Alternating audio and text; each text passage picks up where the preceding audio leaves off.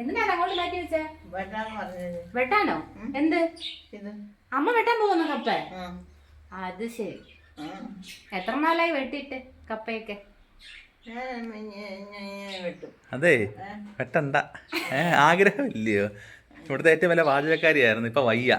കപ്പ കൊണ്ട് വെച്ചപ്പോഴത്തേക്ക് ഇപ്പൊ ഉടനെ ഇപ്പൊ കപ്പ വെട്ടണം. ഇതങ്ങ് മാറ്റി ഞാൻ വെട്ടിക്കോളാമെന്ന്.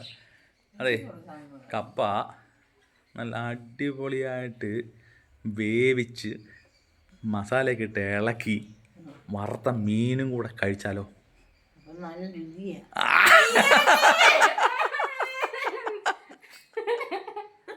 അതെ, അതൊക്കെ ചെയ്യണമെങ്കിൽ ഇതെല്ലാം വെട്ടി അറിഞ്ഞ് വേവിച്ച് മീനൊക്കെ വെട്ടി വറുത്ത്.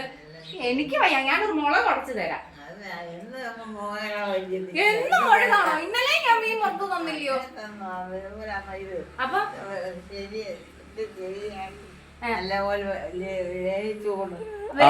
എനിക്ക് ആർക്ക്? ആരുടെ അച്ഛന്?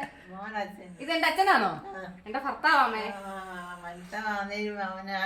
അച്ഛന്റെ സാധനം അല്ലയോ? അപ്പൊ ഞാൻ വേവിച്ച് നല്ലപോലെ റെഡിയാക്കി കൊടുക്കണം. കൊടുത്തില്ലെങ്കിലോ? കൊടുക്കത്തില്ലേ നിന്നെ ഞാൻ ശരിയാക്കും. ഞാൻ എന്റെ അമ്മയോട് പറയും. പറയാനോ?